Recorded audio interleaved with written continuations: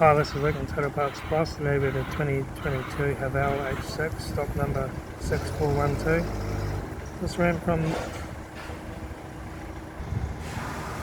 the second 2021 to the current shape. It has a GW 2-litre 4-cylinder turbo petrol engine backed by a 7-speed automatic transmission.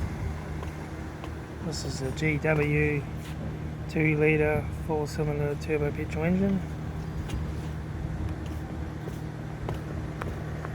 Left front 19-inch fat yellow maggot tyre, left front door mirror, left front door no dents, left rear door no dents, left rear 19-inch fat yellow maggot tyre, left rear tail light, rear tailgate, right rear tail light, right rear 19-inch fat yellow maggot tyre, right rear door no dents, right front door no dents, right front door mirror, right front guard, right front 19-inch fat yellow maggot tyre, right front headlight, right front door card, right front master switch, centre console lid,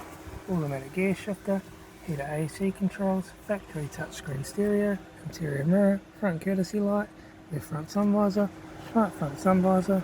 factory 3-spoke vinyl steering wheel, instrument cluster,